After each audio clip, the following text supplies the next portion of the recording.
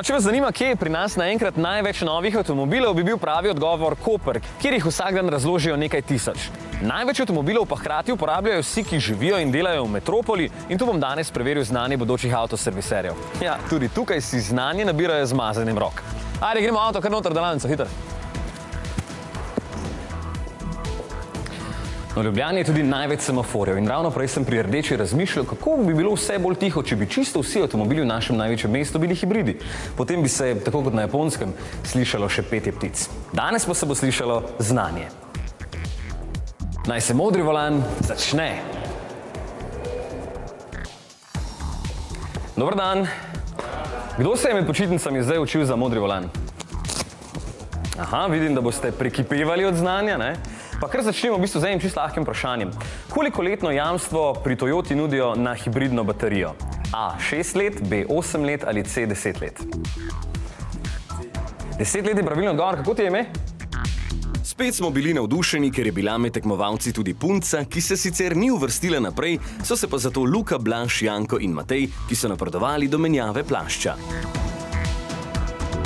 Takole, povejte mi najprej, kdo med vami že ima izpit za avto? A veste, da če si na svoj pametni telefon namestite aplikacijo Moj Generali, lahko dobite brezplačno zavarovanje za svoj avto? No, zdaj veste. Ne veste pa še, kdo bo prvi začel z menjavo plašča, in sicer bo začel tisti, ki je zadnji prišel z razreda. Matej, to si ti, ne? Matej, to si ti? Ja. Okej, ti si prvi, gremo. 3, 4, zdaj. Potiho si je Matej seveda želel zmago, čeprav to zaradi umirjenega dela ni bilo očitno, je pa njegov fenomenalen čas 2 minuti 29 postavil lestvico zelo visoko. Ne samo v Ljubljani, ampak v vsej Sloveniji.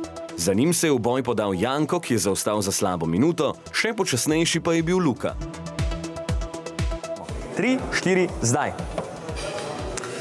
Ja, danes greste v finale samo 2 in zdaj se že menjava stari plašč z novim, v bistvu letni zimskim, ker zdaj je že takšen čas, da pač vsi moramo imeti zimske gume na avtu, a ne?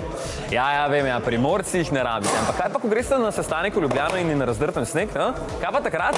Na avtocesti ni najbolj varno nameščati verig, zato tega ne počnite. No, okej. Najmanj je za Matejem zaostal Blaž in zato s časom 3 minute 13 napredoval do druge naloge. Ste kaj zadihana? Nič? No, mogoče vam bo naslednja naloga dvignila srčni utrip, zato ker boste morali čim prej opraviti nalogo in najboljši bo mogoče celo dobil službo pri Toyoti. Primož, kako to, da bo zmagovalec dobil kar službo?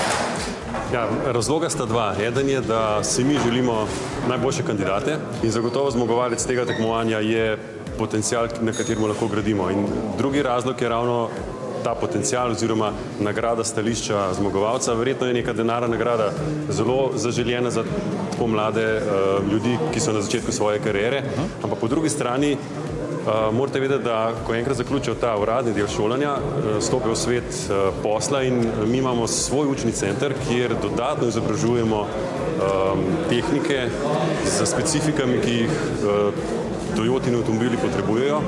In lahko rečem, da naši mehaniki, če želijo priti do naziva glavni diagnostik, naredijo še eno šolo.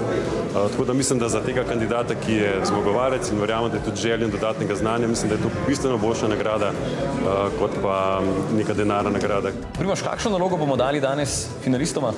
Dali bomo nalogo menjave svečk in pa filtra kabine. Blaž, kaj pričakuješ od zadnje naloge? Ja, pač, da bi šlo čim bolj, da se nam pač nekje zapleta, okej. Boš zmagal? Računam na to. Kakšen je pa nasprotnik? Ja, je težek nasprotnik. Nobenega se ne sme podcenjevati, tako da ne zmaga najboljši. Blaža so malo zmedle kamere, ki nobenemu tekmovalcu ne pomagajo pri natančnem delu z vedno premajhnimi vijaki. Po drugi strani je Matej, ki je vmes čakal v sosednji učilnici, brez težav zamenjal svečko in filter kabine, zato so se mu usta ob koncu že malo bolj razlezla v nasmešek. Ok, takole, zdaj pa smo prišli do zaključka našega današnjega tekmovanja. Kako je bilo? No, rezultata veste? Najprej bom dal tole vrečko tebi, Blaž, Matej, tebi tole. Napišem pa še vajna rezultata in sicer Blaž, ti si na rogo pravil v času 3 minute 59, Matej, tvoj čas pa je 6 minut, 2 minuti 26, čestitam, ti greš naprej, Blaž, bil si dober, čestitam tudi tebi, Matej, ti si pa lahko zbereš belo, zeleno ali zlato barvo. Zlato. Evo, čestitam, uživaj.